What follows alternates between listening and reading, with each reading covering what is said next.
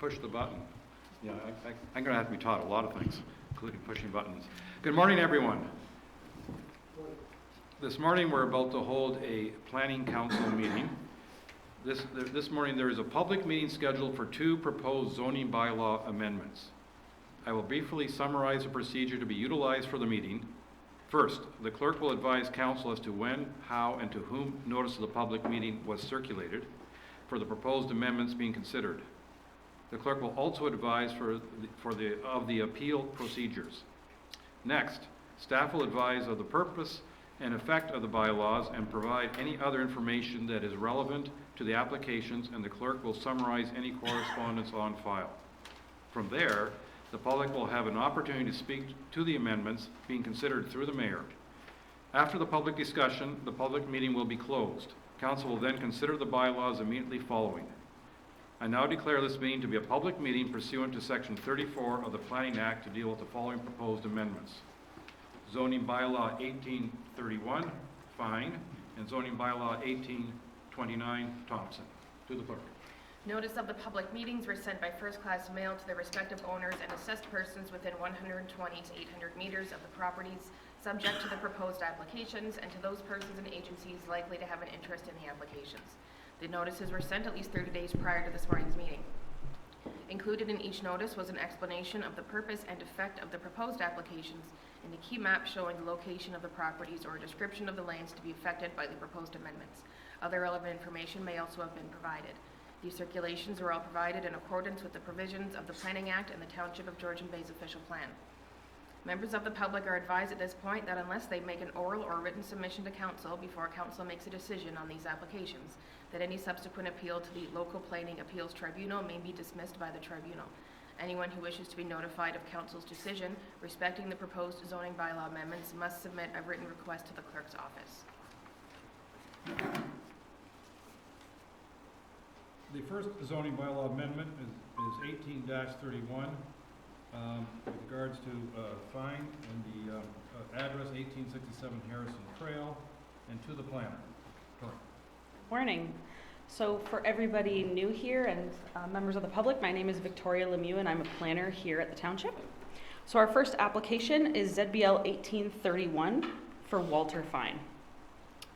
So this application is regarding lands located at 1867 Harrison Trail on 12 Mile Bay. Here's just a location map with the subject lands here in black. Here's an aerial shot of the property. So the existing structures on the property include a single detached dwelling, a sleeping cabin, and the original cottage that is currently used for storage.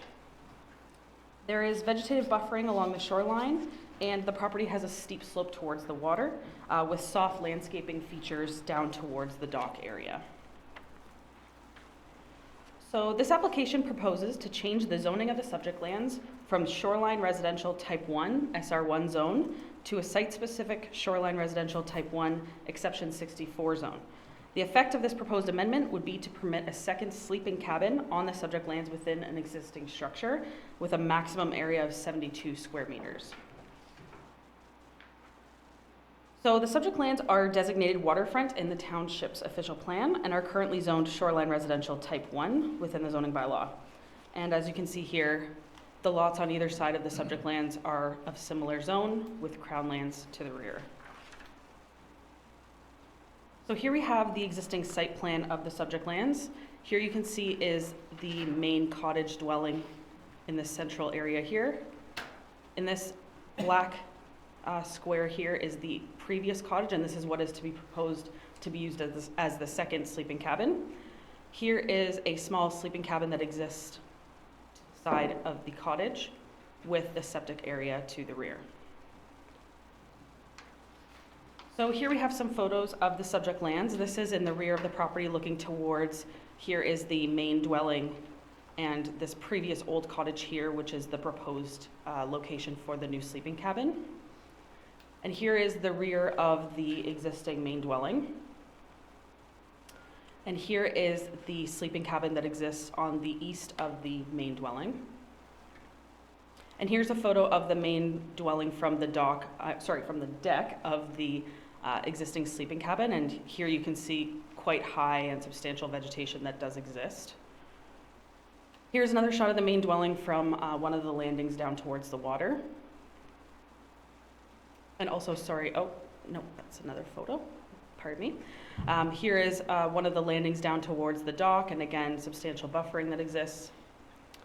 Here's looking out towards the bay with the dock area. And here we go. So here is the main dwelling here, and you can kind of see a small portion of structure back here. This is that main, or the previous cottage, sorry, that is proposed to be that second sleeping cabin. So you can see there is quite substantial vegetation, and with the slope, you can barely see it from the water.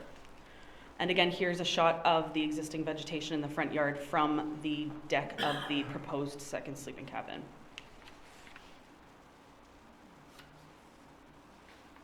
And here is a photo of the side of the proposed sleeping cabin, which again was the original cottage back, I believe it was built in the 50s or the 60s. So section F.3.3.6 of the official plan outlines the policies regarding sleeping cabins within waterfront communities. More than one sleeping cabin shall be permitted dependent on the following, which is the appropriateness and adequacy of sewage and water services, and substantial retention of existing vegetation. So the proposed cabin, again, the existing structure that we see here, is located beyond the required front yard and would take advantage of an existing structure that exists. The structure is surrounded by vegetation and is barely visible from the water. No additional structures or development would result from this application, only interior renovations within the building. And as per usual, the septic would be reviewed by the building department prior to any building permits being issued for those interior renovations. So this application does meet the intent of the township official plan. So the proposed sleeping cabin is of 72 square meters, which is approximately 28.5% larger than the typical size that the township does allow in the zoning bylaw. However, given that the structure does already exist, there will not be any alterations to the exterior size and location, and its visual impact is already established. Staff would be in support of council considering and passing this application today. The applicants are here. If you have any questions for them or myself, please. Thank you. The District of Muskoka submitted a letter and they have no objection to the application.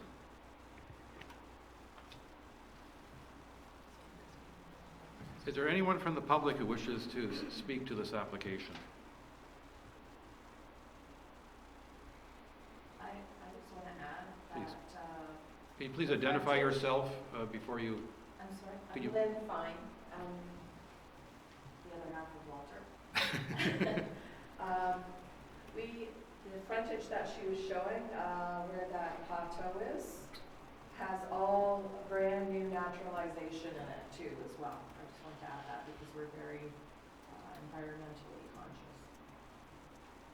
Thank you. No other members of the public wish to speak to this application? Then I'll bring it to council for any questions. Councilor Bianco. I don't know if I should ask the proponent or staff, what modifications are you expecting to make to this second sleeping cabin? We're looking at new flooring, new paneling, some insulation in windows, making it habitable for sleeping during 3 seasons. We don't expect it to be used during During the winter. winter, yeah. Continue, I assume this place has a kitchen? It It's used to, not- yeah. at one time it did. It does not have a kitchen anymore? It, We took the kitchen. well, I mean, there's still a They- sink that's there, but that's about it. That's the And it's got a washroom?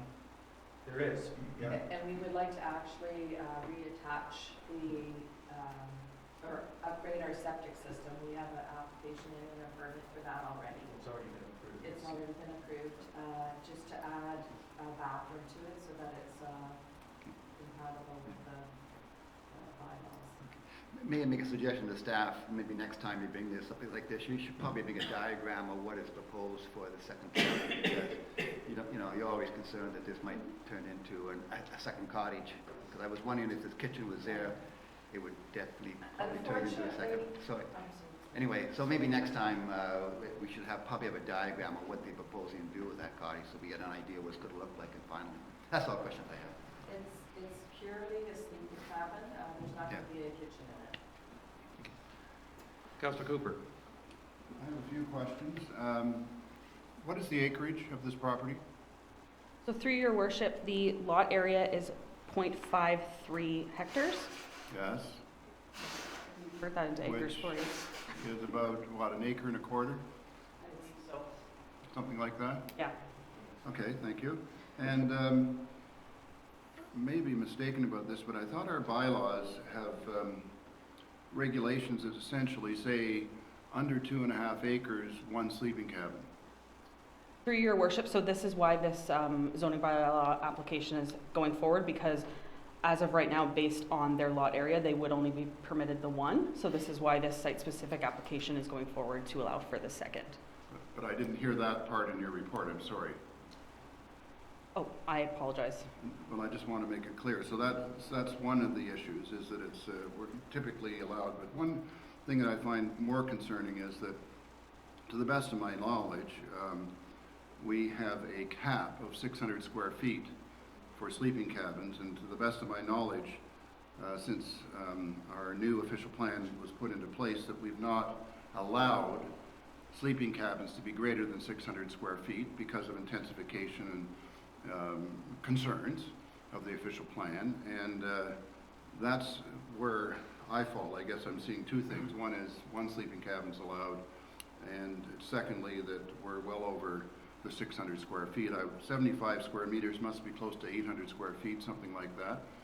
Through your worship, it's 775 square feet. Thank you. So significantly larger than would be allowed in terms, and as far as I know, we've allowed anywhere. So I have some concerns around that, and unless I can hear some other mitigating solution to this, I can't support it.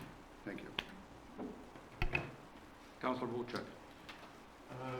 To our planning department, if this wasn't called a second bunkie and it was called a dwelling, that would fall within the bylaw parameters, because you are allowed to have a main dwelling and then 1 bunkie. Essentially, we have 2 buildings on this property. And my question to you is the reason for trying to get the second building called a bunkie instead of a main dwelling is that in the future the plan is to put a main dwelling in, which would then result in 3 buildings being on the property? So through your worship, to date, because there is no existing kitchen in this old cottage, it would not be considered a dwelling, an existing dwelling that would essentially be grandfathered in with 2 dwellings on the property. So that's why currently, right now, the township would consider it as a storage building, because there is no kitchen in it and they are not using it for habitable purposes. So the applicants essentially are just trying to come to the township and have it properly recognized as a secondary sleeping cabin versus, for instance, maintaining it as a storage structure and using it as is. They have come to the township and requested for permission to have it as a second sleeping cabin. Supplement to that, I understand that, but my concern would be that perhaps in the future, by gaining this new zoning, that we're allowing 2 bunkies and 1 being significantly oversized, and then an application may come in at a later date for a main dwelling, because as a landowner, are they not entitled to have a main dwelling on this property? So through your worship, this structure here, this is their new main dwelling, yeah. I'm sorry. No, that's okay. So in the early 90s, a new dwelling was put on the subject lands. Again, I can't speak to previous applications in the 90s, but essentially it's my understanding that a part of that was the kitchen that was taken out of the main dwelling and used for storage, and that's why the new dwelling was permitted to be built at the same time that that first sleeping cabin was built at the time. So that's why the old cottage is still there. Right, understand it, and I apologize, our internet was down on the weekend. That's okay. And I wasn't privy to the pictures, and I see that. Thank you very much for your Councillor Douglas. Thank you. Just a question, I don't know that we would have this information because this was built, they knew dwelling was built in the early 90s, did you say? Through your worship, I believe it was 92 or 93. It was 92. 92? Can you tell me, was there a condition on that original cottage being taken down at, once the building was put up? We're new owners, we just Oh. bought the property Oh, in speak to me. April of 2017. Okay. And through your worship, I did try and find that information, but it's located in an old box off-site, so in the midst of timing, I wasn't able to get to Okay. that. I'm not sure if that was a condition, whether or not this is where we are today and it is still an existing structure and the applicants do not intend to take it down. Under my understanding, if it isn't approved today as a sleeping cabin, so the structure is there and that's what we are speaking about Yeah, today. just a supplement to that, I'm just Mhm. wondering what the original conditions were on the application, because generally speaking, those buildings need to come down after, even if they're used for storage, but back in the Yep. early 90s, it's hard to say what the, and this is Exactly. new owners, so, okay, thank you. Councilor Hazel. So question again to planning. If you were to be faced with an application today to decommission an existing building as a cottage and build a new cottage, what would that criteria be? How would that impact the existing cottage? Through your worship, do you mean if someone were to come for a building permit for a new structure and there is the existing cottage on there, what would Right, township staff? So I kind of picked up on what Cynthia was saying, which is that it's likely that there would be some requirement to decommission or remove the other structure. I'm just wondering, could you just help us and clarify for us, if there was a new application today to accomplish what they have accomplished, what would the disposition be, if you will, of that original cottage? Through your worship, my understanding of the process when someone were to come in for a new cottage and the existing old cottage is located elsewhere, there would be an undertaking agreement that would have to be entered into with the building department, essentially stating that they would not get their occupancy of the new cottage until the old cottage is demolished. Nick may have more information on that. That's just my understanding of the process. That is more of a building department Thank you. area. Through your worship, that is accurate. Councilor Wayne? Well, I think the issue here is, are we asking them to tear the cottage down or not? That's basically what we're asking, you know. My question is to Jessica, did anybody besides the district comment on this, so the neighbors didn't comment? No, the planning department is responsible for the script and Yeah. and the correspondence, and in their letter here, they stated that it was just the District of Muskoka. Okay, so from my point of view is the neighbors aren't concerned about it. Why are we asking them to tear it down if no one else is concerned about it? So either it stays up or it gets torn down, but I have no problem having it remain if no one else in the neighborhood is concerned about it. Councilor Douglas? Thank you. Can you tell me what the size of the other small cabin is, please, the dimensions? It's roughly 11 by 11. Thank you. That's quite small. That's almost shed material. And through your worship, I did also think it's necessary to add that even with all of these structures combined, they are still substantially below their lot coverage Mhm. on the property. They're about 4.7%. So, if I could just ask another question here to Nick. Nick, what can you tell me, or you may, yes, you'll know this. What is the size of a building that you can put on for a shed prior to needing a building permit? Is it 10 by 10? Well, if it's, through your worship, if it's 10 by 10, it doesn't need a building permit, Yes. but we do allow a tool shed, and there's no restrictions on the size of that tool shed. But it's got to be something that obviously is not too large while you're constructing a Okay. dwelling. Okay, thank you for that. So we're not too far off a tool shed size. Okay, thank you. That answers a few questions.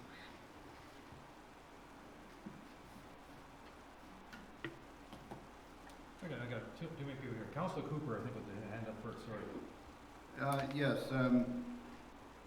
I think one piece of information we're missing is what transpired in 1993 or 4, whenever the other structure was built, in terms of requirements in our, in the planning at the time. And I think you're saying that we do have that information, but it's in our off-site storage. Through your worship, it's my understanding there was a previous minor variance application that was regarding these lands. I believe it was in 91 or 92, close to when the new dwelling and that sleeping cabin was constructed. The details of that application, we have not gone through, but again, that was also done under previous planning documents and zoning bylaw and things like that. So for us to, I guess, if you would require that information to make your decision, so be it. But I guess we are looking at this application as is, the structure is built, and that's what our planning merits were based But on. I'm not sure you've answered my question, which is, do we have this on off-site or not? It's my understanding that it is available off-site.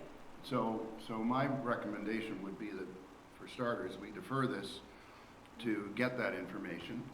I think that would be helpful in our decision-making, and at that time, we could understand what had transpired. And then, subsequent to that, I think it would be helpful for us to consider how to mitigate this circumstance where we're allowing a sleeping cabin larger than, as far as I'm aware, ever have been permitted before. Thank you. Through your worship, and this may be something that Nick can comment on, I'm not sure if there has been sleeping cabins gone through and approved for approximately similar sizes within this new zoning bylaw. That's helpful. Yeah, through your worship, I can't recall any that exceed the 56 square meters.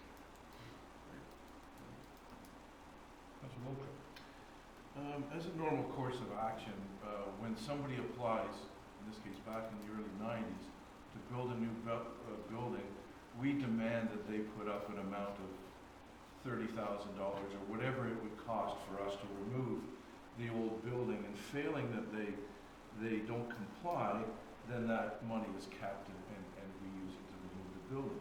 My understanding is an occupancy permit would not be granted at that point in time unless everything did conform.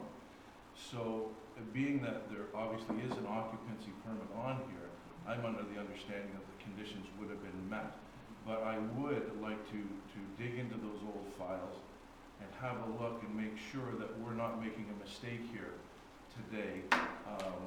And so I would support a deferral of this, and if we could get that information right away, then perhaps we could bring this back at the earliest convenience and have this application reassessed. And through your worship, you're correct on the steps that we would typically take in today's, I guess, planning world. Whether that is how things were done back in '92, I can't speak to, so I just wanted to make a comment on that. Okay, thank you. Appreciate it. I would like to inquire, if I could, on the zoning of this property, would it allow a storage shed or a boathouse or a garage or something? And if so, at what size would be permitted? Through your worship, yes, they would be allowed other accessory structures, and again, they are under their existing maximum lot coverage, which is, I believe, 7%, and they're about 4.7%. So they could come in tomorrow and apply for a workshop or storage shed or garage if it met the other applicable provisions of the bylaw. I'm just wondering, imagining the possibility back in the 90s that they were converting the old cottage to a storage building, and hence that might have been what happened, and because obviously that's, at least what we understand, that's the way it's been used in the meantime. So they would be permitted to have that building. So even if we do not approve it becoming a second sleeping cabin, that it would not necessarily imply they have to tear it down. They just cannot make it a living accommodation. Is that correct? Through your worship, that is correct. They could continue to use it as they do today, nor do I think it would be anywhere in staff's recommendation to demolish it, because as it exists today, it is operating as permitted. It is a storage building. They're just trying to use what exists to their advantage and come to get actual legitimate approval for that use. Thank you. Who had their hand up first? Al, go ahead. Councillor Hazelton. So, more of a question on utilization. I'm kind of getting the feeling that there is a concern about setting precedent for an ultra-large sleeping cabin. I also understand that everybody wants to have more accommodation for family and things like that. Is there, again, from a planning perspective, is there any paths that allow the applicant to perhaps, say, decommission the existing sleeping cabin and put everybody in a new cabin, and therefore, we might be more receptive to that kind of approach, because you're decommissioning one, putting it into the other one, building one, and minimizing the number of different places. So instead of two, you got one. I'm just guessing here. It's really, how do we accommodate what seems like a reasonable request, because everybody wants more accommodation for family, but how do we not set bizarre precedents of, like, as we already talked about? That's just thoughts. Councilor Cooper? Thank you. Yeah, and sort of going down that line, I just want to reiterate that one thing that would be helpful would be to have the information from the previous application in the early 90s. And the second thing might be, once we see that, is a possibility, is that we've got about 175 square feet here that are greater than we've ever allowed before. So a thought I had was, is there some way that we could not necessarily remove 175 square feet, but actually put in some sort of wall in this structure that separates a cabin from a storage shed, so that we take 600 square feet of that building and make it a cabin, and 175 as a storage shed. That's a solution that I thought of just sort of immediately. Pardon me? I'd be happy to do that. Yeah. So if that's a possibility, but I still think we need to have the full information, and in all fairness, I understand what these people are desiring, and I'm sympathetic to it, but I am not sympathetic to sleeping cabins being over 600 square feet. You do it once, you're going to have to continue to do it. It'll become 775, then it'll become 900, and then 1,000. So that's where my concern is. Thank you. Councilor Douglas? Thank you. Just on the same line that Councillor Cooper's referring to, perhaps it would be a good idea to defer this and allow them to reword their application and get the information to bring back to council. I would agree that maybe that would just give them some opportunity to resolve some of the issues that have been brought up today. I would like to see this not be demolished, but perhaps buildings could be rejigged and reworded in such a way that it would comply and not set a precedence for larger sleeping cabins. I would agree with the deferral. Just so I'm clear, so as long as Excuse me, it's- I'm sorry, but I should have asked you earlier if you could use the microphone, because apparently they're not always picking up what you're saying. Sorry, okay. Well, I apologize, but I should have told you earlier.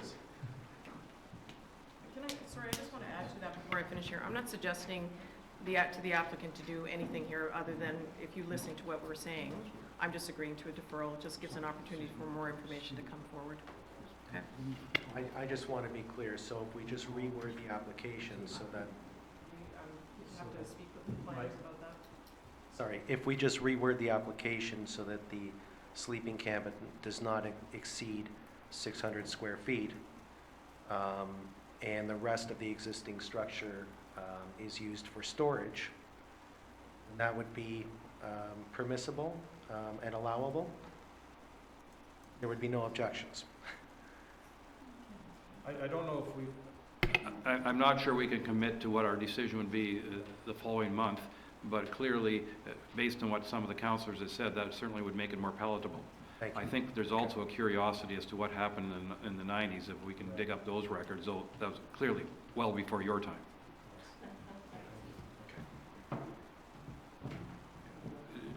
Can I gather from council there's a wish to defer this application? Yes. Then I will call for the vote. All those in favor of deferral? Carried. Oh, I should have read the motion before I defer. Oh, sorry, procedure wasn't done properly. Be it resolved that council directs staff to consider the public comments received for zoning bylaw 18-31, 1867 Harrison Trail, and prepare a recommendation report and a bylaw that will be brought back to the subsequent council meeting for consideration, or be it resolved that council adopts bylaw number 2018-124 being a zoning bylaw amendment for 1867 Harrison Trail. Based on the conversation, we will not do the second part of it, and so we'll ask that the council will direct staff to bring it back to council next month. And we've already taken the vote for a deferral. All those in favor of deferral? Yes, I know, but the clerk wants me to do it properly. It's part of my training program, I'm afraid. Thank you. So can we get a reread of the resolution the way it's actually gonna sound? It's just gonna, you're gonna omit Okay. the second part of it? Mm-hmm. And then we could vote on the resolution All right. Yep, that's what you did, so it carried. for the deferral. You're good. We're good? We're good. Thank you. Thank you for your patience. We- No, oh, because this means, okay, so you carried it and then signed it. okay. And I also didn't get you to do this because you were not paying attention. No, you want me to do that? Oh, I missed one other formality. Be it resolved that the Planning Council adopts the agenda December 10th, 2018 as amended, circulated. All those in favor? Carried. Thank you. We're moving forward so well. So does that suggest that what we just heard, the deputation is going to be reheard? No. He's messing with us. The second application before us is for zoning bylaw amendment 18-29 for Thompson, 2 Island, 760 Georgian Bay. To the planner. Thank you, Worship. So the second application is located in the community of Honey Harbor, and you can see on the screen it's right in the middle of Big Dog Channel, and it's an island property. It's known as 2 Island, 760 Georgian Bay. Here's an aerial photograph, and in the aerial photograph you can see there's a boathouse to the east, there's a dock to the south, there's an existing dwelling located on the north side of the property. And conveniently it shows some boats going by and showing them going to the north of the island rather than using this narrow channel that exists to the south and west, and the east, sorry. So this island is presently zoned Shoreline Residential Island Type 1, Exception 51. What does that mean? That means they're limited to what exists today. Why is that? Is because it's an undersized island. It's a very small island. It's got development on it. If it was a vacant island coming forward today, we would not issue building permits because it is undersized. So when they did the new zoning bylaw, they recognized it with a special exception that limits you to what exists today. So everything that's on there right now is legal. However, if you want to change anything beyond what exists today, you need a zoning amendment to do that. And that's why we're here today. There are 3 components to this zoning bylaw amendment. The first is to increase the dwelling height, where 4.3 meters exists, to 5.5 meters. That will be accomplished by demolishing the existing dwelling and reconstructing a new dwelling in the same footprint, but the only thing changing will be the height, from 4.3 meters to 5.5 meters. The second component is to increase a height of a boathouse. Right now, the boathouse exists with a height of 4.0 meters. Proposal is to increase that height to 4.5 meters. And the last proposal is to expand the existing deck by a projection of 1 meter. The existing width of the deck is 3.8 meters. The proposal is to expand that width to 4.8 meters in total. So 3 components: increase the height of the dwelling, increase the height of the boathouse, increase the width of the existing deck by 1 meter. That will be done by a site-specific zoning amendment, so there'll be another site-specific number applied to this property, and it applies to this property only, no other properties in the township. So here's an exact extract from our zoning bylaw that shows you the existing zoning. Here's 2 Island 760 right here. You can see it's clearly zoned SRI 2-51 with the arrow pointing down to it. There's some type 1 fish habitat in the area, and that has been addressed through a fish habitat impact assessment that the owner has done. Here's some photographs for you of the existing development. This shows the existing boathouse. As I mentioned earlier, the proposal is to increase the height of this boathouse. You can also see in the background the cottage, portion of the cottage. Proposal is to demolish that cottage and increase the height of the cottage. Here's another view of the boathouse as well as the cottage. Yet another view of the cottage, and I think it's important to note here that this cottage has been added onto so that you can see some different roof lines. One of the reasons to demolish and reconstruct is to have a uniform roof line constructed rather than have the disjointed roof lines. Here's another photograph of the cottage, and you can see the existing deck here, which I mentioned was 3.8 meters in width. The proposal is to add 1 meter to that width and go to 4.8 meters. There's that deck. Here's a close-up of the proposed boathouse. And as I mentioned earlier, the proposal is to increase the height of the boathouse. This is a view into Big Dog Channel from the boathouse. And this is towards a neighboring cottage.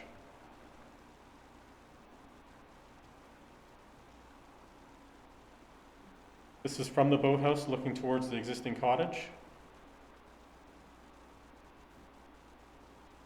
And the location of the proposed deck extension again would be along this area of the cottage. Here's the deck extension again, showing the existing height of the deck. And a view of the cottage from the boathouse, towards the boathouse, I'm sorry. So you can see it's manicured lawn that leads to the boathouse in this vicinity. Here's just a site plan that shows you the existing boathouse, the existing cottage, the deck extension, and that dock into the south side that I mentioned earlier. So, Your Worship, I will leave it at that. It's important to note that that deck extension is not getting any closer to the water. It's maintaining it exceeds the 20 meter setback.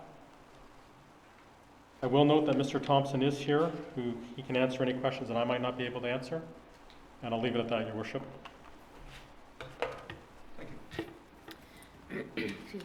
The District of Muskoka does not oppose the approval of the application, provided that site plan control is used to implement the recommendations of the EIA and address phosphorus management, including stormwater management, vegetation retention, and replanting. 8 letters of support were received. 1 letter of opposition was received from Paul Green, stating concerns with access to his boat port and visual distraction. Thank you. Are there any members of the public who wish to speak to this application? Yes, sir. Please state your name and you can come forward to the microphone. I had a handout I wanted to give out. Okay. Please. My name's Paul Green.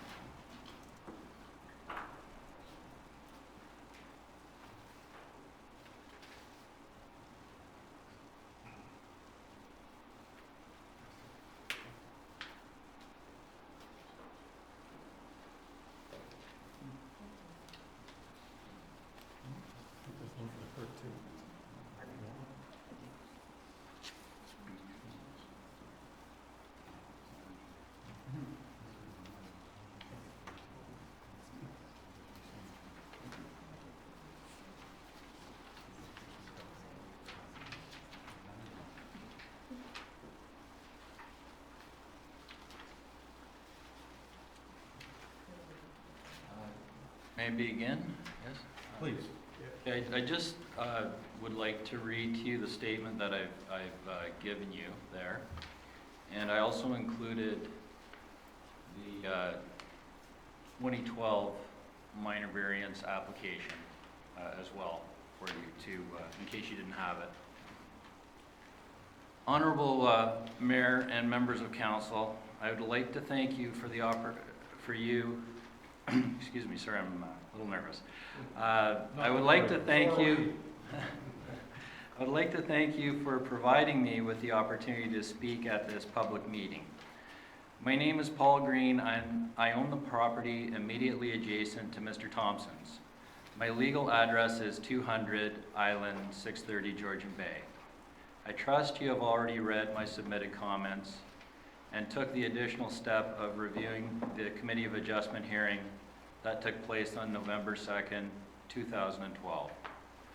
Over this past weekend, I had the opportunity to review the Development Services Department report related to this application. While reviewing the report, I noticed some inconsistencies and had further questions and observations that I would like to present to you. 1. Page 2 of the report states the current boathouse was altered without a permit in 2009. This is incorrect. The photo I've provided you was taken from my dock on August 27, 2011. It clearly shows that the boathouse had not yet been increased in height.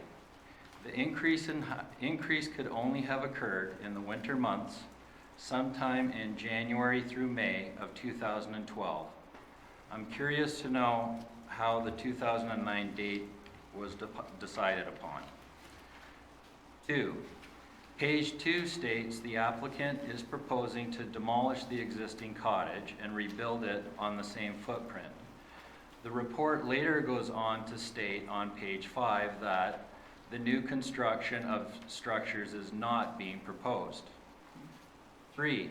Page 2 also states the property is currently developed with a detached dwelling, boathouse with dock system, a gazebo, and an F-dock. Every item in that line has either had alterations to it or represents new construction.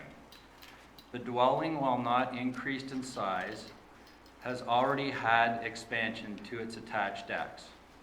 The boathouse has been increased in height to add living space above, had its docks which lead to the shore removed and replaced by a land bridge, had a retaining wall attached to it to contain the land bridge, and had 2 ramps and floating docks attached to the front of it.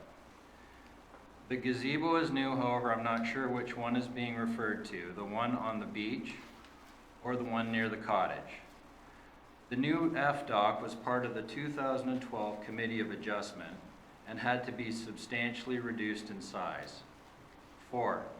Page 4 states the township zoning bylaws shall regulate extensions to existing boathouses. Goes on to say boathouses shall not exceed 1 story in height, shall be limited in size in the township zoning bylaw in order to protect the character of the area. The goal of the Honey Harbor waterfront community is to protect the natural heritage, preserve the recreational amenities, and maintain the character and scenic beauty of the Honey Harbor waterfront community. The boathouse already exceeds the 1-story height restriction after its alteration in 2012. Furthermore, an increase in the height of the boathouse and cottage would do nothing to improve the scenic beauty of the waterfront. In fact, it would only create a larger obstruction. I believe the current cottage is quite nice to look at. 5. Page 5 states the dwelling was considered legal non-complying, page 5 states if the dwelling was considered legal non-complying. Based on this statement, I'm not sure if the dwelling is considered legal non-complying, given that alterations have been made and attached decks were expanded. Could this be clarified? 6. Page 5 states the maximum height of a boathouse on Georgian Bay is 4 meters. The applicant is proposing a height of 4.5 meters. So clearly the boathouse is already at the maximum allowable height. In addition, I've been told that in our channel, you currently would not be allowed to construct a boathouse at all on any of the properties because of the width of the overall channel. 7. Page 5 indicates a deck can be expanded provided it is not going close to the water and complies with all other provisions of the zoning bylaw. There was already a variance allowing for the expansion of this deck as part of the 2012 minor variance application. I'd like to make a few final comments. In my opinion, the boathouse is an illegal, non-compliant structure. It was altered right before the Committee of Minor Variance in 2012 and was not disclosed by the applicant. At this point, I'm not sure reducing the height of the boathouse back to its original state would return it to legal non-compliant status. I think the real issue is, should he be allowed to leave what has already been done illegally, and not should he be allowed to increase the height further? Big Dog Channel is a historical area in Georgian Bay. Some of the cottages in this channel are approaching 100 years old. Countless Canadians and visitors travel through it. In fact, the day tripper boats for our national park, Beausoleil Island, pass through this channel daily on multiple occasions from spring to fall, directly in front of our cottages. This makes it all the more significant to maintain the look and feel of this channel and not distract from its overall beauty. The changes already made to the boathouse have created significant distraction by increasing its size. The illegal docks extending from the front of it have limited the safe access to my boat port and my docking. These docks are far too close to my T-dock. I estimate the gap at 12 to 14 feet. I have been advised by Dana Sotheby that increasing the height of the boathouse might make it structurally unsound. If that was to happen, the boathouse would need to be rebuilt. Other than creating this possible future need, everything requested is something that the applicant wants to do. None of this needs to be done, and none of these changes will improve the character of the waterfront, nor protect its natural heritage. In addition, it will likely increase harm to sensitive areas. And with respect, Mr. Thompson has many watercraft, too many to count, and he uses the boathouse and the surrounding docks to attach and maintain his boats. Mr. Thompson and his wife are very nice people, very nice, kind people, and I'm sincerely sorry that this has caused hurt feelings. That being said, Mr. Thompson has shown a pattern of completely disregarding the bylaws. Since the hearing back in 2012, he's continued to alter the shoreline of his property, has increased the length of both the ramps and floating docks extending from the front of his boathouse, and most recently added an additional U-shaped dock that would have been on the south side of the property, which he was required to remove. All of the changes were done incrementally over time. Not once were my wife and I ever consulted. We decided not to say anything because we didn't want to create hard feelings. In truth, this has created a lot of anxiety for us, and we really believe that everyone should just play by the rules. Thank you for your time, and I would welcome any questions you might have. Thank you, Mr. Green. Are there any additional comments from the public? Reg Thompson, I'd like to speak. I don't have... Can you come forward, please? Yep. I don't have Paul's comments. But I'm the owner of the property, and I would like to speak. I can speak for what I do know about everything that's been going on. I did do some construction, and we did document it all properly in the 2013 final variance. At that time, everybody was walked through. The change in the boathouse roof was the only thing not documented in 2013. That was because we didn't realize, we didn't discuss, we looked at the boathouse, but we didn't discuss the fact that the height change was something that we needed to document at the time. And we've been very clear on the application here that we have a change that was done and we need to make it right. The dates I don't agree with. It may have been 2010 or 2011, but it was definitely not 2012 or something right before the last variance when that boathouse roof was lifted. When I bought the property, the boathouse was challenging and it was falling down. We basically stabilized it at the time, And in hindsight, I should have managed it differently. And the 2013 variance process was something where we documented everything on the island, and nothing has been changed by that since that time. I've had wonderful community support in terms of the neighborhood. Some of the letters on the file are from longtime residents. By all means, read those to get some differing views on how things go. On the boathouse itself, the only neighbor that's close proximity is Paul Green, and I acknowledge that, Paul. We have a channel in between us. We have a buffer zone with that channel. We each have a boathouse there in that channel. Their cottage looks west. I would say the increase in height would be minor for them to notice the increase from their cottage. There's no neighbors directly across from the boathouse and no concerns.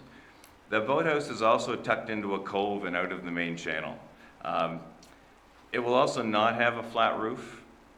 The pitch will be improved. Right now it's less than 312 pitch, and that's one of the reasons why we want to go increased height. We want to make it compliant with the bylaws in terms of pitch and structure. It's an old structure roof, and modern building codes and structure techniques would improve it. And we want to also integrate it to match the cottage. A new roof on the cottage is something we'll talk about in a moment. With the fluctuating water heights, and you can see in the pictures, the boathouse is slung very low in the water. Variation in the water levels, which can be over 2 feet, is what we saw this summer, makes it very hard to keep a boat in the boathouse. There is upstairs storage in the boathouse. It is not meant for additional living area or sleeping quarters. Moving on to the cottage has a number of different roof lines. It has very low ceilings. I think there's 6 different roof lines. Some of them are flat. Many of them are very low pitch, almost flat. Again, new roof lines, greater than 312 pitch, and clean overall aesthetics is requested. Adding moderate height is more appropriate than adding living space. There will be no increase to building footprint and no increase in living space. The existing vegetation, which is on the site plan from the earlier variance, will help buffer the structure. The variance process in 2013 established the permitted cottage that does not meet the 20-meter setback. And the overall height of less than 4 feet will be minimal. No impact to neighbors in terms of we're not in direct sight of anyone unless you're a boat traffic in the channel. The deck to the rear of the dwelling, it's not very noticeable. In fact, you'll have trouble picking it out in pictures for anybody in the channel or neighbors. In fact, 3 feet would be virtually unnoticeable by anybody, by either boat or the neighbors, and it's not going any closer to the water. In closing, Tanya and I, we're very concerned with the aesthetics and the overall atmosphere of Honey Harbor, the natural heritage.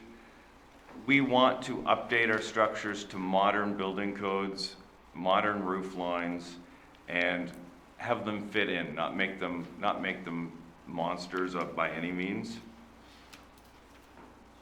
We do not feel that anything will be compromised on aesthetics or natural heritage, and we'll keep the character of our buildings intact. The Honey Harbor area is very important to us, and we've been really lucky with a lot of local support as well. And that's all for me. Thank you. Mr. Thompson, thank you very much for your report. Is there any other members of the public who wish to speak to this matter? Mr. Flower.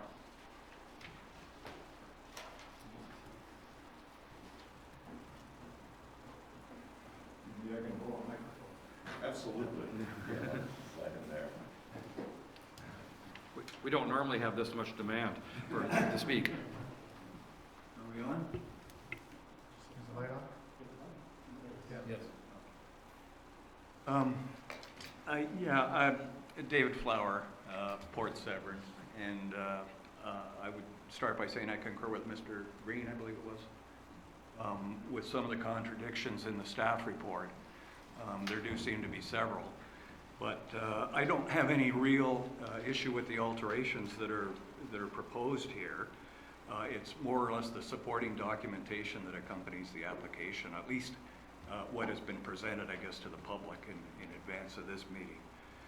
So based on the township zoning map, and I think, Nick, you had it up, 116 there, but it clearly shows that the area behind, I guess to the south and west, is provincially significant wetland.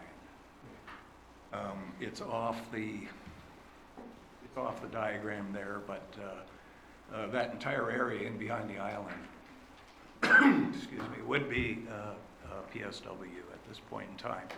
So there's also fish habitat associated with the island, and I guess my question is, have any environmental impact studies been done with regard to impact on those areas? I didn't see any references to studies in the report. I would think, though, that given that this is adjacent land to a provincially significant wetland, there would be some requirement to have an environmental study done. So that was one issue. The second was that this appears to be a very low-lying property, and the flood hazard, excuse me, the flood hazard restrictions of the official plan would prohibit any development below that flood elevation. Excuse me. No, bad morning. So I guess the question here, is there a survey? I didn't see a survey provided with the material. Is there a recent survey that shows the high water mark, the flood elevation, the setback for the existing buildings? You know, has that been provided as part of the package? If not, when would it be provided? I think it would be kind of premature for the council to render a decision on this without really understanding the limitations of the site. If I can interrupt, just a clarification, the motion that is in front of us is to consider the public comments and have staff prepare a recommendation for a following council meeting, so no final decision is planned to be made today. That would be my hope and my recommendation. And that was the intention put forward by the planning department. The third item here, I guess, is that the Island Development Policy section of the official plan states that a site evaluation report will accompany any application for a zoning bylaw amendment. And I'm just questioning whether or not that requirement has been met, and if not, when that would hopefully be part of what is returned to council, I think. And then finally, I guess just for clarity, the staff report states that the development will occur on the existing footprint, no increase in size. A good deal of that footprint is deck. It looks like an enclosed deck. I may be just going by the photographs there, but is it the intent to reconstruct on that full footprint, or will it be limited to the existing dwelling area? If I may, I can answer. Yeah. The building is on a foundation, the cottage, and the intent is to update the cottage with a new roof. The theory is that when a new roof goes on the cottage, some walls will have to be replaced. Ideally, we would just like to put a new roof and not demolish the cottage. That was a communication issue with Dana and myself. But there's a full foundation around the cottage. Only the cottage is living space, and there will be no increase to living space, and no building outside of that other than a deck extension. Yeah, and sorry if I may, speaking with Dana, and that's confusing to what Nick said, that the cottage was going to be demolished. He told me it wasn't going to be demolished. Told me, didn't say anything about the walls, what Mr. Thompson just said. However, the whole purpose for this was to match the aesthetic roof that was going to be put on the boathouse. Then she told me that, full disclosure, the boat raising the height of the boathouse and putting this higher peak on it, larger peak, might make the boathouse structurally unsound. And then they'd have to demolish the boathouse. So this is coming from, to make it look like a boathouse, because they want to raise the peak on the boathouse. Not really anything about rebuilding the cottage, which was different to what Nick had just offered up there.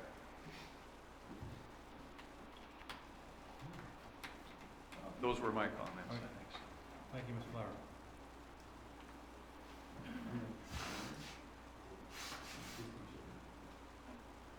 Are there any other comments from the public?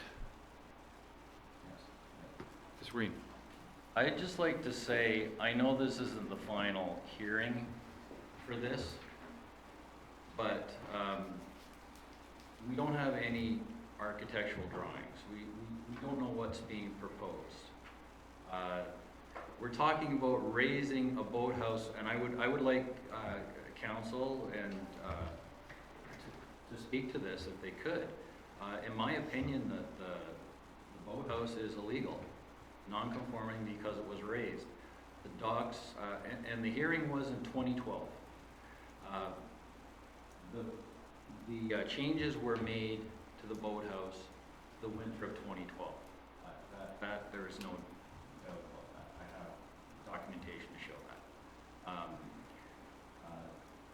There was a dock extending from the back of the boat to the shoreline, which was removed and filled in. That would be fish habitat right now.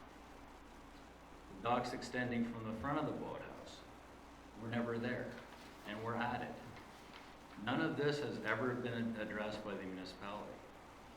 So I think there's so much to unpack here. I'm really minimizing this.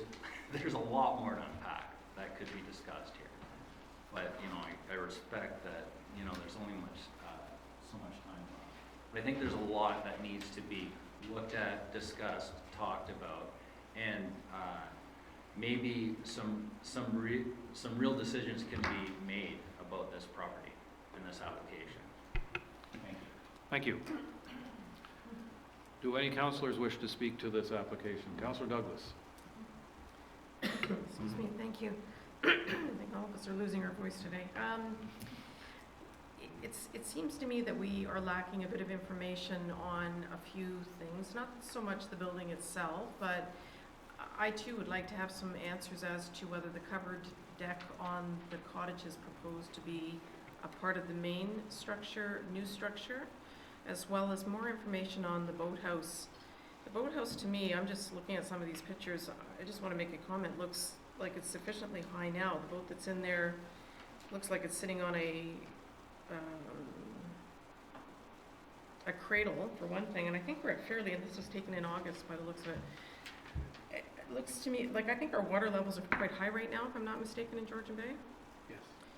So I'm not sure why we would need to go any higher. If it's for aesthetics, not sure that that is a good reason to change this given the nature of the undersized island.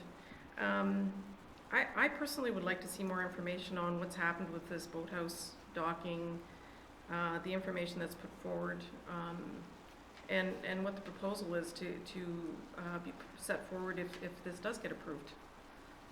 So I'm in agreement with some of the comments made here today by the public, that I think a little bit more information needs to come to us as to what's happened since 2012, what they're really proposing, because I personally don't see a reason for a higher boathouse. Having a boathouse, I can clearly see that's a pretty high boathouse as it stands now. Those are my comments.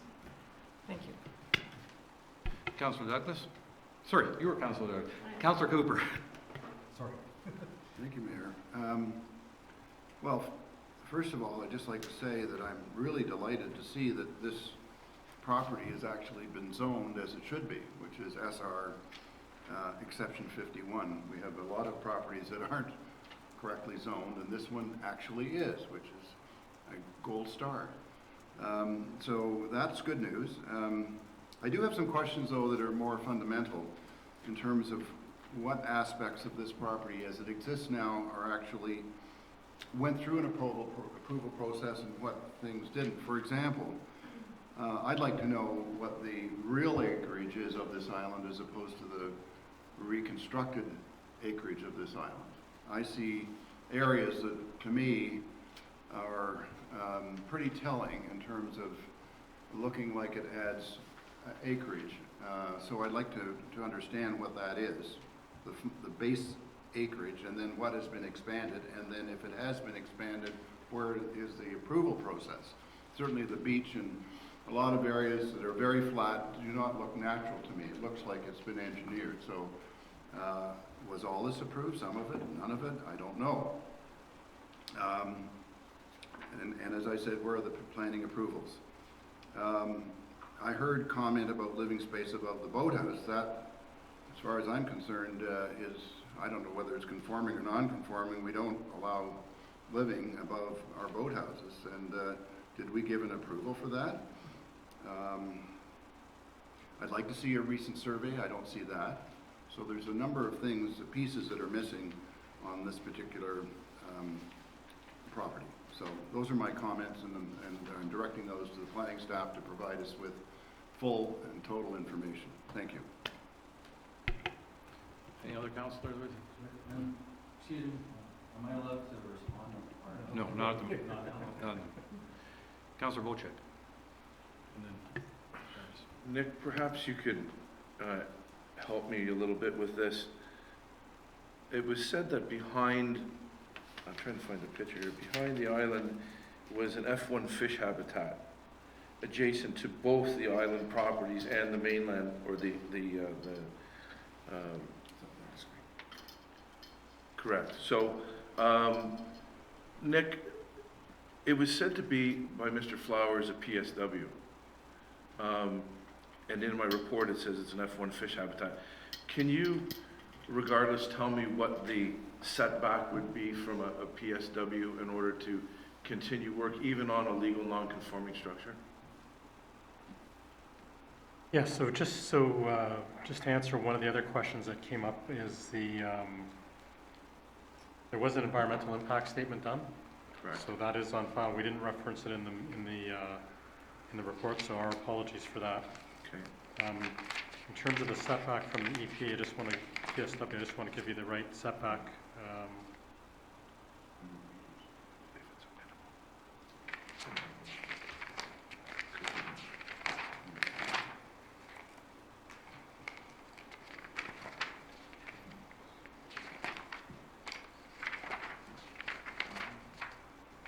It does vary based on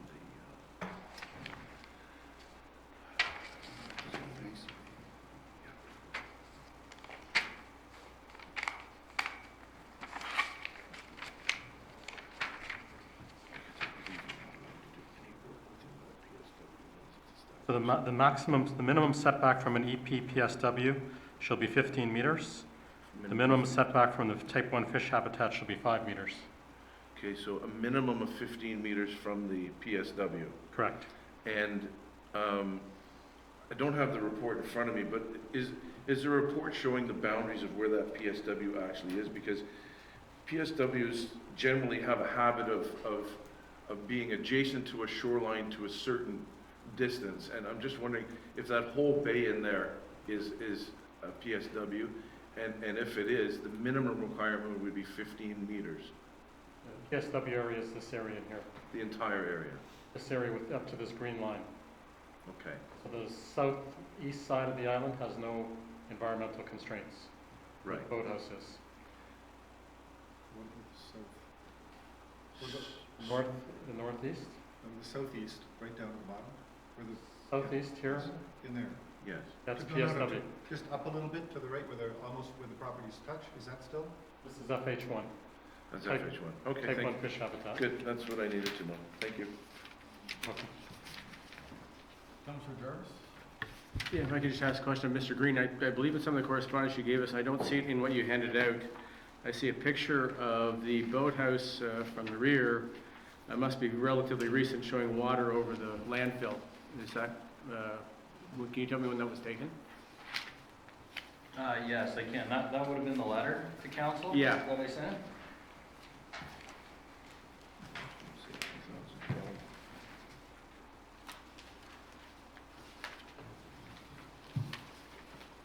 It was correspondence that Paul sent, Yeah, that would have been taken in 2017, in mid to late summer. and I'm just getting back to. It would have been August. Yeah. I'm concerned in light of David Flower's comments with regards to us not having a diagram showing where the high water mark is on this property. Also, in light of the fact of this picture and the current water levels, I'm very concerned that our owner here is going to be dealing with another issue, and that is getting his boat actually into the boathouse should water levels go up anymore. And I don't know how we're going to handle that. I have one other question, if that's all right. To the owner, I'm showing 2 diagrams for that back dock. And I'm showing one that was allowed, which is a U-shaped dock, and I'm showing a photo overhead that's showing a dock with three fingers off it as opposed to 2. Which was allowed? The smaller dock that is the F shape is the one that is allowed. That one that's on the overhead photo, Yeah. that was reduced in size by approximately 3 times as a result of the minor variance. So the dock we see in that picture doesn't exist like that anymore? Does not exist. Okay, thank you. That's it, thank you. Yeah, I think more information is required, but I think we kind of know what is required. I'm somewhat concerned about the boathouse. I think my understanding is all you want to do is put a new roof on that boathouse, which would make it more aesthetically pleasing, I guess. That's a nice to do, but not necessarily has to be done, so I'm not necessarily in favor of the boathouse. As for the cottage, I'm confused if there's going to be a brand new cottage built from foundation up or just a roof being put on. So I need some clarification on that. And I was wondering, and I want to make sure that where the gazebo looks like a large screened-in porch is there, I assume that's not going to be incorporated into any new facility or living space. So I'm a little confused as to what plans are for the cottage. Again, going back to my previous comment on the last application, we should probably get a diagram of what is proposed for that cottage, maybe in some kind of a design and so on. As to a survey, well, I don't think a survey is going to do much good because the place is already built. If the high water mark is well above the land there, well, we can't do much about that, but again, I don't know if the survey is actually required, but it's just mainly to do with the main cottage. The deck I don't have a problem with. It's just what's going to happen to the main cottage. Is it going to be completely rebuilt or just a new roof put on? If I may speak to that? Please, briefly. On the cottage, the intent is to just do a roof. When we get into the building process, the rest of the cottage will be looked at for structure, so there's the possibility that we get into more than just doing a roof. If we look at the cottage, the way it was built and added on over the years, we've got to make sure that if we're putting a roof on it that needs to be structurally sound, we've got adequate pillars to hold it. But if we can do it at all without doing any walls and changing anything, that is the intent. It's a matter of going through to what meets modern building codes. The gazebo on the back deck is a vinyl covered, that's actually just a canvas umbrella with a screen. That is not part of any building change or to be incorporated into any building plans at all. Thank you. Any other council members? I have just one question here. If somebody can just tell me, figure 5 boathouse proposed height increase, the last picture, which is on page 4 of the 8 pages.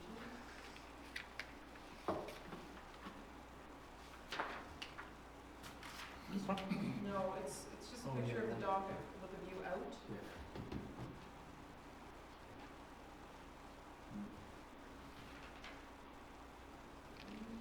Yeah, I'm probably looking at those docks, but I don't, that's not the picture, but Oh, it is maybe. It is, yeah. Can somebody just clarify for me, whose docks are those on the right-hand side? Yeah. Those are my dogs. Those are your docks? Yeah, those are my docks. You can go to the previous picture. So that's the end of my T docks. You can see the two docks. So that's my little white boat there. That's my cottage on the far right. Those in the foreground, that's the, would be the easternmost dock extending from Mr. Thompson's boathouse. Oh, so that's Mr. Thompson's dock in the foreground? Yeah, and those are mine in the back, and on the right you can see my cottage. So it's very, very, very close. The boathouse is large already. It's very large. I understand, I just wanted to get a little bit Okay. of proximity there because, just the way these pictures are taken, I wasn't quite sure who's what. One comment when we are looking at this picture, Paul did replace his docks last year. White's Contracting did it, and they're really nice docks. It's a floating dock now rather than a crib dock. However, when it got installed last year, it moved closer to my dock, so it made the problem tighter as opposed to relieving any pressure. It just is what it is, yeah. I'm sorry. No, sorry, this is a council Okay, portion. I apologize, I apologize. We understand. I apologize. The situation. But that's incorrect. I would like you only to respond if councilors ask you specific questions, please. So this is a question to planning staff. So I have observed other property owners having to deal with lot extensions out into the water and then ensuring that their docks are within a 5-meter setback from those lot extensions. And I'm wondering, how do you do lot extensions in this circumstance here where you've got an island, you've got a shore property, and how do these lot line extensions into the water apply in this circumstance? Because clearly, we're not dealing with a 5-meter gap between the docks, so one would immediately think that there's a problem with lot line extension setbacks and things like that. That's one question. The other question I have is, in our Honey Harbor plan, we have a lot of discussion about shoreline buffer areas. And I'm looking at the property and I'm not seeing any shoreline buffer areas. It's grass right down to a rigid shore abutment, and I'm wondering how does that conform to the Honey Harbor neighborhood plan and the expectations of, I don't know what it is, 50-75% shoreline buffer and only open air. I don't know the answer. I'd like the staff to tell us so that we can be comfortable with that.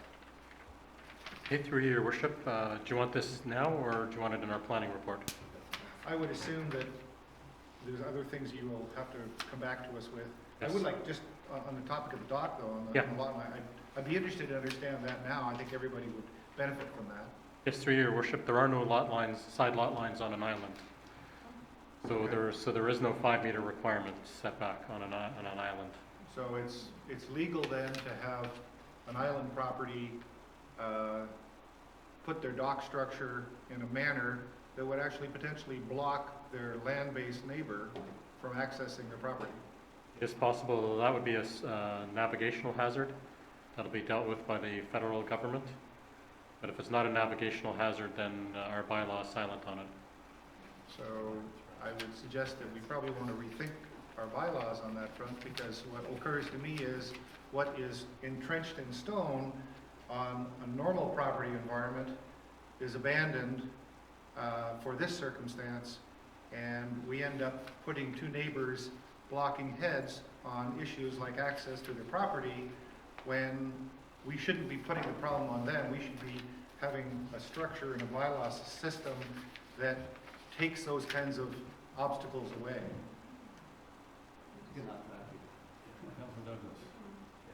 Maybe, Nick, when you come back to us, because I'm sure all of us would like to know some of this information, just further to what Councillor Hazelton is stating, there's possibly, if I'm not mistaken, with the land access property, an extension of his property line that goes into the water. Would that be correct? Yeah, yes, there may be with the green property, that's correct. Yep. Yep. Okay, so maybe if we knew that information, because that might help us as well. Thank you. Just, I would like to reinforce that I had a number of questions about what existed initially 10, 100 years ago here, and to understand what is the island, where the island is and where it isn't. As I understand it, we don't have a survey, and I'm suggesting the only way we're going to really know where the high water mark is and so forth is to have a survey to understand exactly what we have here. So I would encourage that we see a survey so that we at least have some fundamental information about this particular island. Thank you. Yes, through your worship, I've made some notes about how we should improve our report, so, yeah. Should we go to the motion? Because the motion is, Councilor Bolchak, you're going to delay the motion? No, I still have a question of clarity, if that's okay. Through our planning department, in Mr. Green's submission here, it says that he believes that, in his opinion, that the boathouse is an illegal, non-compliant structure. And I just need some clarity on how we see a legal non-compliant structure. And my perception of that is that when 1991 was replaced by the current official plan, anything previous to that would be legal non-conforming? That's correct. Okay. So if the structure was built before our new official plan, then it would be classed as a legal non-conforming structure. Yes, so before, if it was, so 1475 is our new zoning bylaw. Right. And if the structure was there before 1991-19, which was our old zoning bylaw, Correct. then it's legal non-complying. That's correct. What about the gap between 91 and 14? And would just be a structure, an illegal structure. Has to be there before 1991 to be legal non-compliant. Okay, so that, it's very important to know the dates when that change was made, whether it makes it legal or or illegal. So that clarifies that for me. So, yeah, I'm fine. I suggest we go to the motion. The motion reads, be it resolved that council directs staff to consider, be it resolved that council directs staff to consider the public comments received for zoning bylaw 1829 in regards to 2 Island 760 Georgian Bay, and prepare a recommendation report and bylaw that will be brought back to the subsequent council meeting for consideration. All those in favor? That has been carried. Thank you very much for all your information, for all of you. Thank you. Where the heck are we? I got to sign this.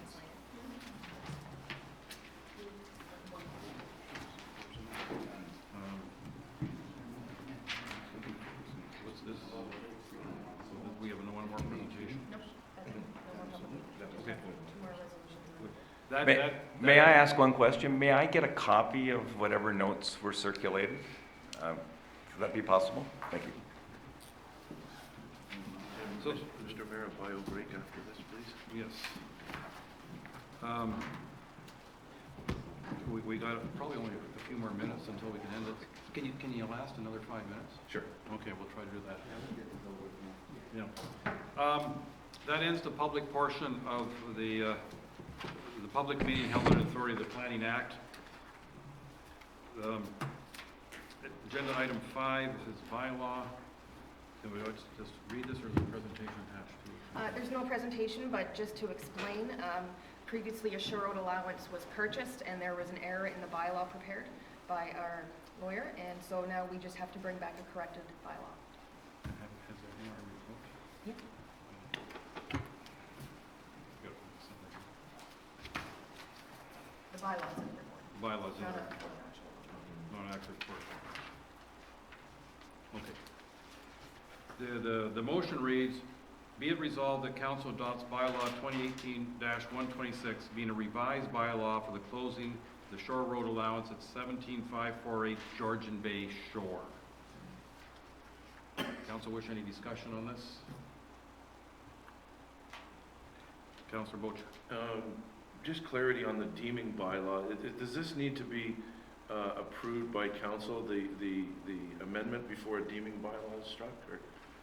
No, you have the bylaw in front of you. Yeah.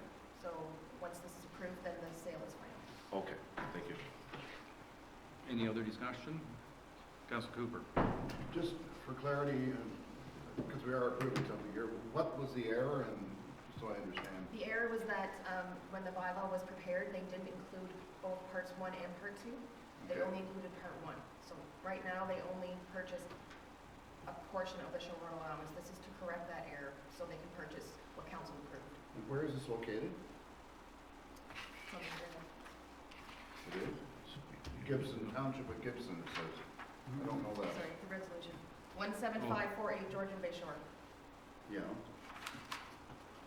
That's where it's located. that's not very helpful. I'm asking, where is it? That would have been in a prior Do we know? council. It was on the prior council agenda, yes. Sorry? It was on the previous council agenda when this came the first time. And you approved it. Okay, all right. In the Township of Gibson. The former township. Thank you. Seeing no other hands going up, Councilor Jarvis. Quick last point of minute. clarification, this is something that the previous council already approved. Yes, they're just correcting the Thank wording in effect. I will call all those in favor. Carried, thank you.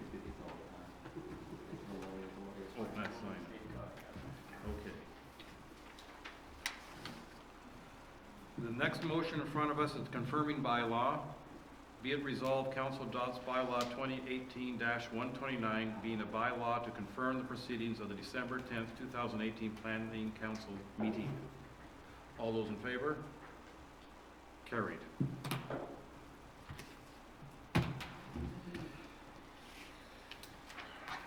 And with that, be it resolved that the Planning Council does now adjourn at 10:25 a.m. until Monday, January 14th, 2019 at 9 a.m. or at the call of the chair. All those in favor? I would like to suggest a 10-minute break, or would you like 15? This is, 10's fine. 10 minutes. It's just a cookie break. We stretch it to 15 anyways. We will start promptly in 10 minutes. Councilor Polchak. Cookies? Cookie. Few of us are.